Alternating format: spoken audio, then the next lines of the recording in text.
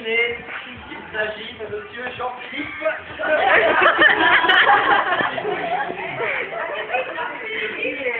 Une symbolique, tu dois pas t'en servir.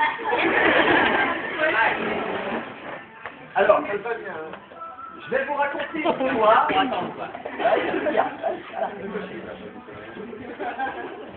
Je vais vous raconter une histoire. Écoutez bien, à chaque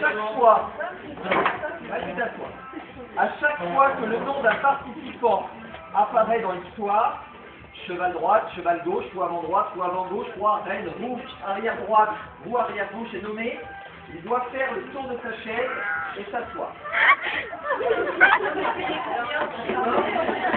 Ça va être Lorsque je dis les chevaux, ce sont les deux qui font le tour et s'assoient.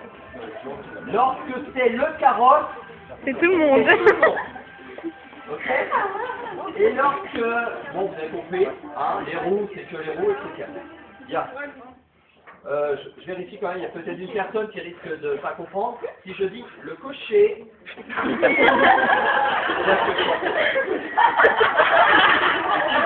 le cocher,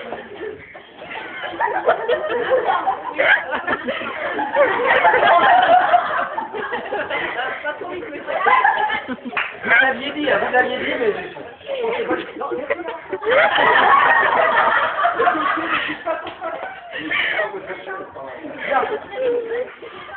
C'est bon, vous êtes prêts? Comme vous voulez.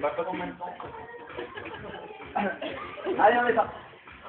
C'est l'histoire d'un carrosse.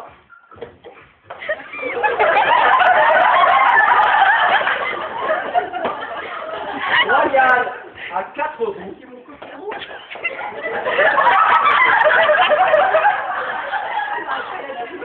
Par 2 chevaux. Qui était en voyage avec la reine, le roi et le cocher. Il fait nuit.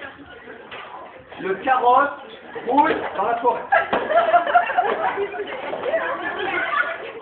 Dans le carrosse,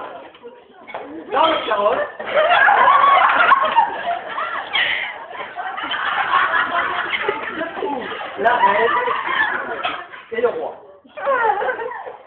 Sur le siège, le cocher guide les chevaux.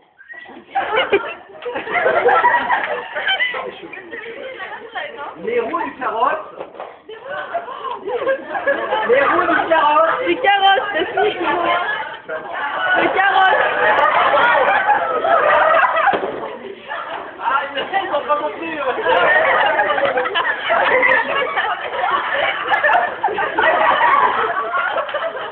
Sont bien graissés et roulent sans bruit. Sauf la roue avant gauche qui grince un peu. Tout à coup, un grand bruit résonne dans la nuit. Arrêtez! Le cocher tire sur les rênes et les chevaux s'arrêtent. Le roi demande: cocher! Cocher! Encore. Cocher! L'imposture. Qu'est-ce qui se passe? Voilà des bandits qui apparaissent et veulent voler le carrosse. Avec la reine, le roi et les chevaux. Le cocher prend le fouet et fouette les chevaux. C'est symbolique. Il fouette tout d'abord le cheval droit, puis le cheval gauche. Les chevaux se mettent à courir.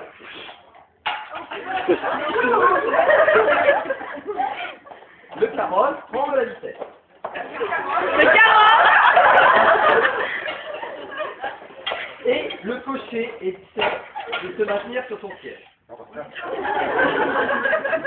Le roi crie: cocher!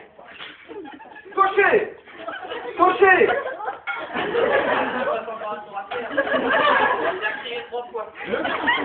Le cocher lui répond: oui, ma reine.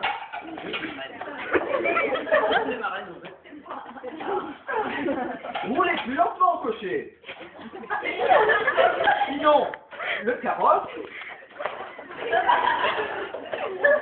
va se renverser sur les roues. Les roues de gauche. Les roues de gauche.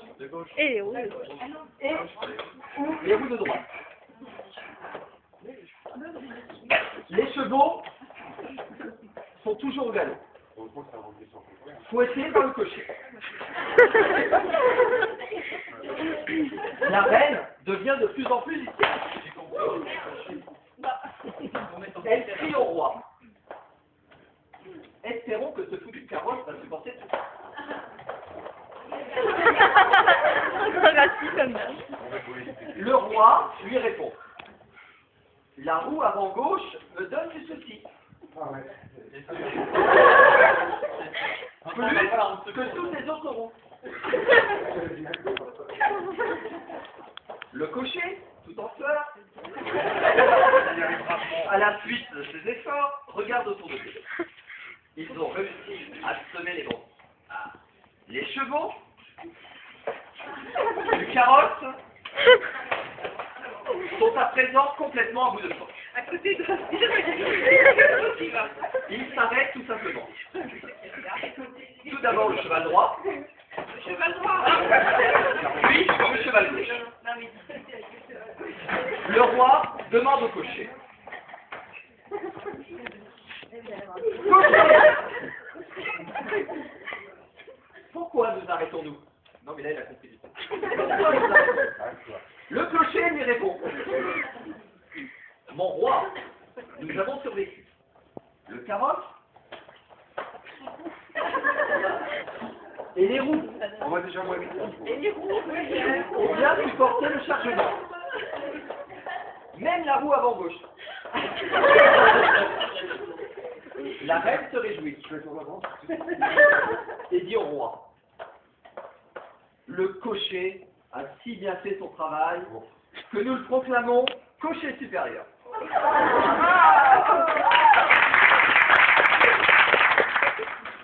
Le cocher a entendu ce que la reine a dit au roi. Et il est heureux. Finalement, ils sont tous très contents d'être sains et saufs. La reine remercie le cocher. Le roi remercie également le cocher. Même les chevaux sont heureux que le cocher ne les sauve plus. Ils ne sont pas morts. Ils se promènent toujours dans les bois. La reine, le roi, le carrosse, les roues, y compris la roue avant gauche, les chevaux et bien sûr le cocher. Le cocher a eu le rôle le plus intelligent dans ce jeu. Non seulement il a dû conduire le carrosse,